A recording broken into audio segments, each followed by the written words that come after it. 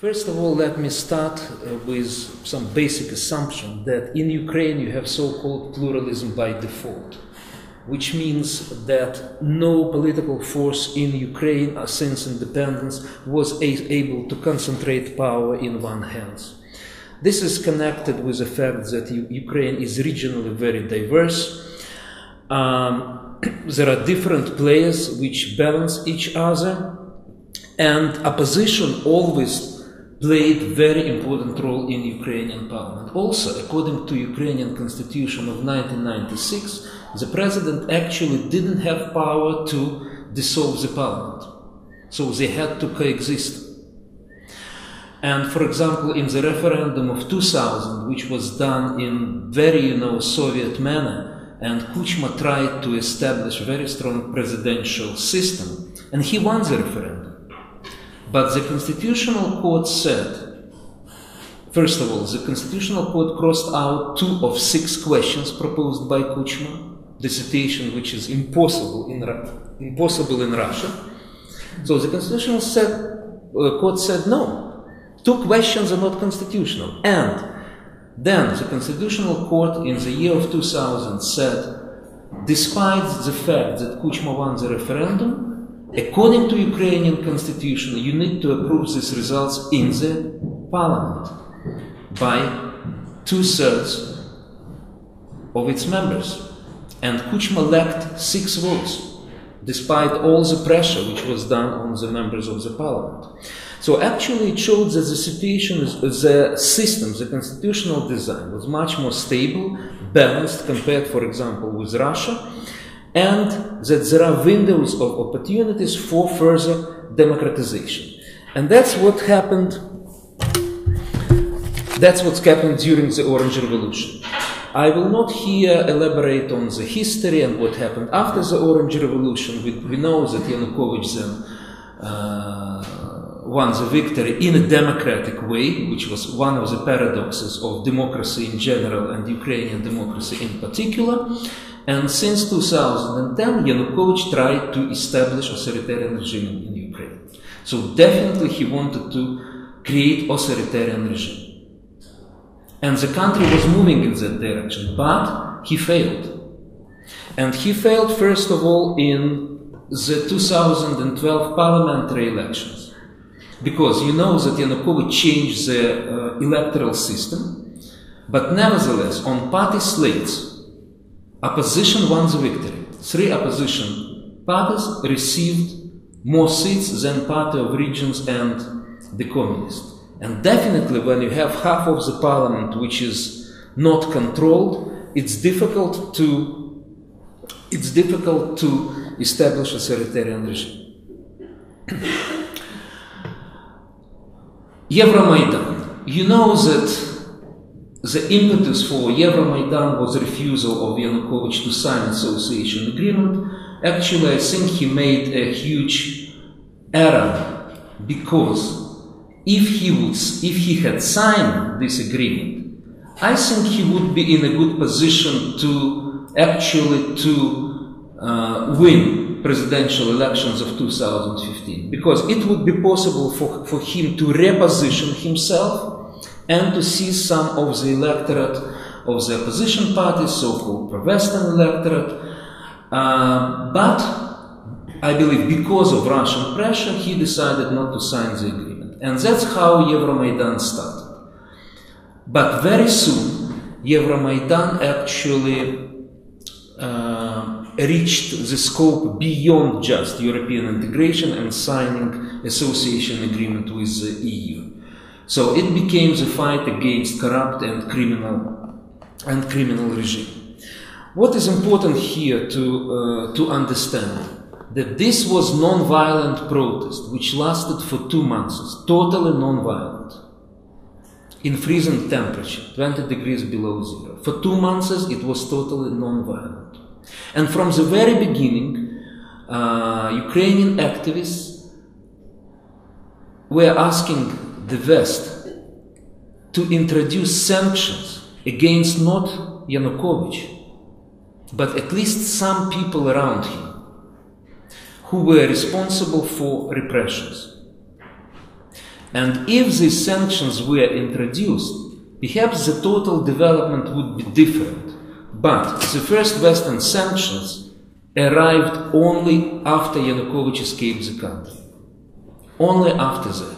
So when Kremlin propaganda is saying it's the Western hand which undermined Yanukovych, no, not at all. The whole EuroMaidan movement was domestic process, and as I have said, there were no Western sanctions against the regime. There was a lot of good rhetoric, a lot of moral support.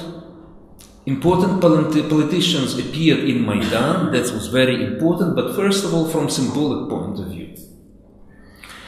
And you know that in February Yanukovych used violence, and around 100 people died during one day in Kiev. And that was the crucial moment which paradoxically changed the situation. By that time, the events became violent. They became violent, but again, the push for violence was the so-called draconian laws of January 16th, which were adopted in the parliament totally in unconstitutional way, which violated constitution, constitutional procedure, everything. And that actually transformed the movement and made part of the movement violent. My actual assumption is that Yanukovych, as those people who were supporting him, including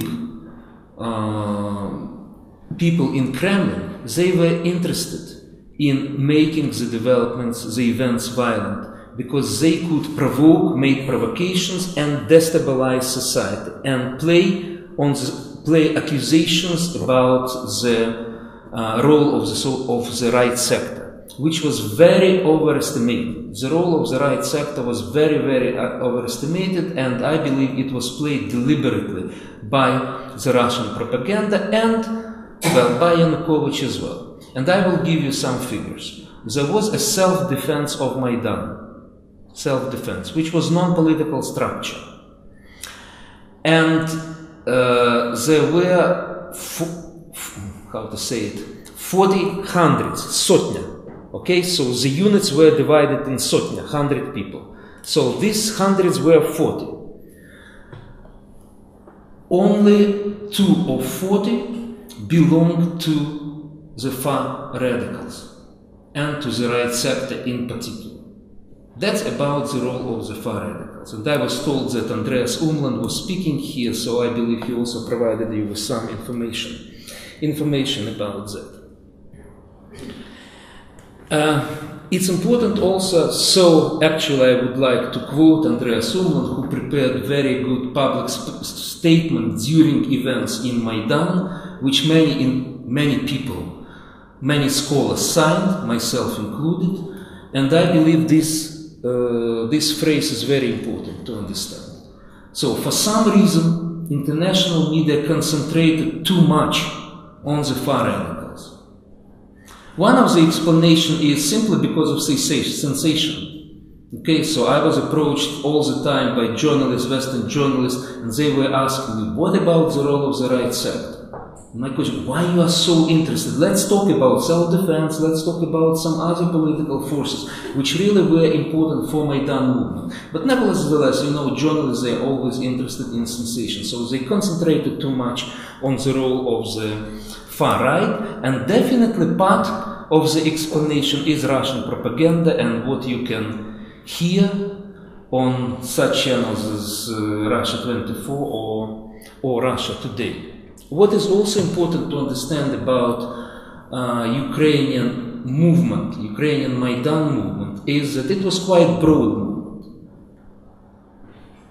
There were far rights, definitely, but again, their role was not so important. And in general, my point is that Ukrainian nationalism is inclusive. So contemporary Ukrainian nationalism is based, first of all, on territory, not on ethnicity.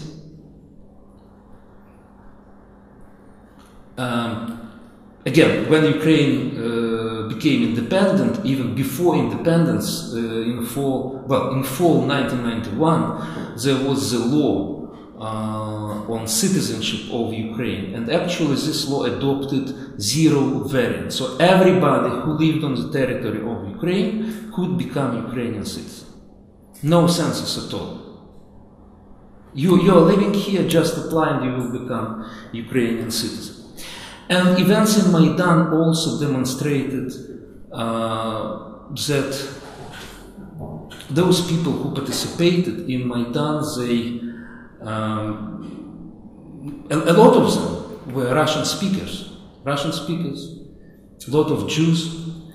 If you analyze the composition of battalions, volunteer battalions, which are fighting now in Donbass, again, at least a very major part of it are Russian speakers from Donbass, who are saying in the Russian language, we are fighting for Ukrainian Donbass against Putin. So that's important to understand that actually recent events demonstrated once again, it's not so important what language do you speak, what church do you attend.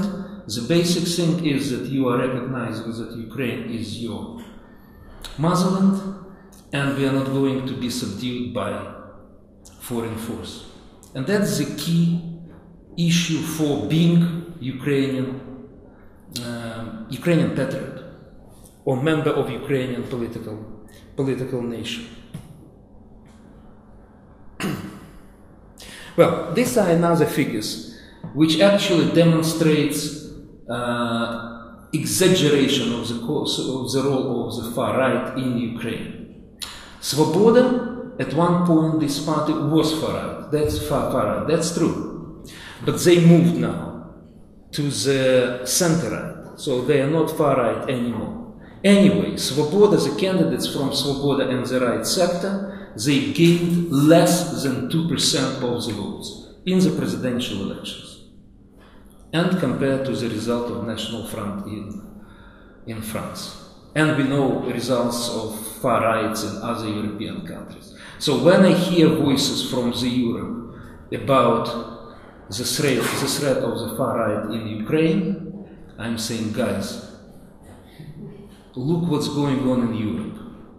There are figures. Again, from academic point of view, definitely it's not very correct to compare elections to the European Parliament and presidential elections, but in several days, this weekend, we will have parliamentary elections in Ukraine, and it's clear that far right will not overcome the 5% barrier. Svoboda, perhaps yes, but they are not far right anymore. So, shall we have far right in Ukrainian parliament? Maybe 2 or 3 people who would be elected in single mandate constituencies. That's all. That's all. Out of 450.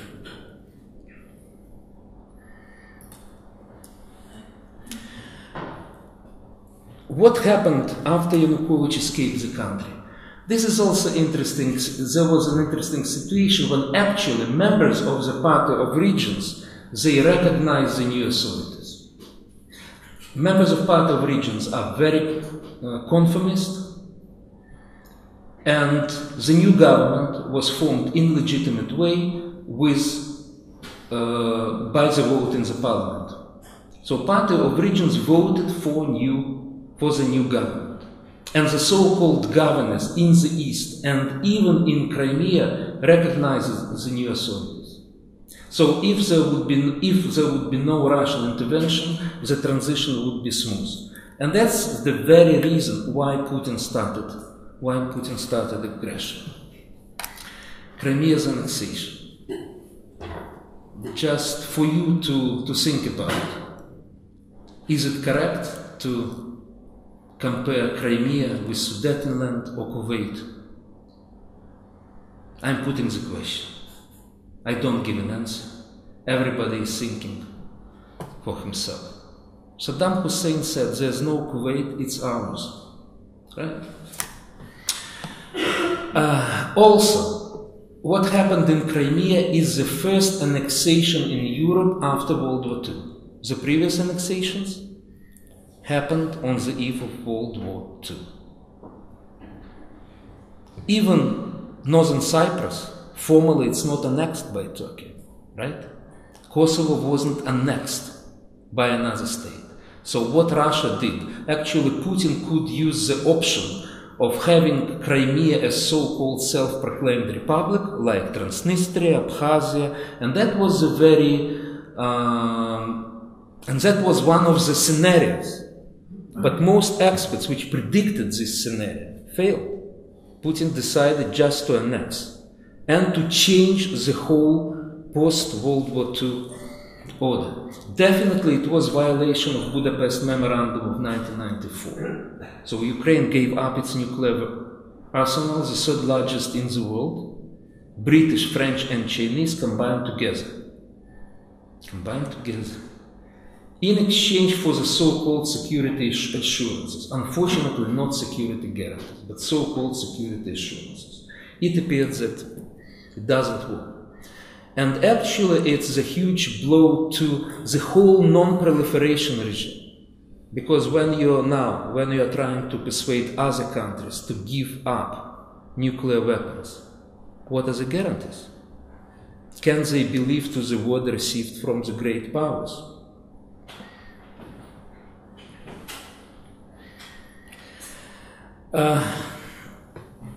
As to the situation in the East, very briefly. Actually, Putin thought that he could repeat Crimean scenario in the east of the country and south of the country. And he didn't, and he failed. Why? Because he doesn't understand actually what Ukraine is. Putin said several times that Ukrainians and Russians are one people. When I first heard it, I thought it's a slip of the tongue.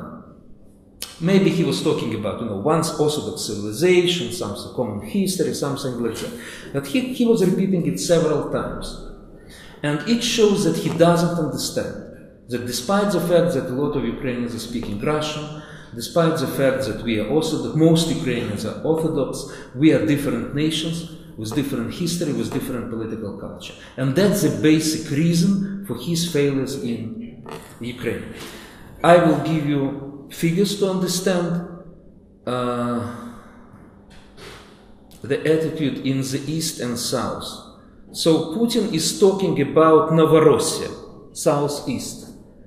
So the question is,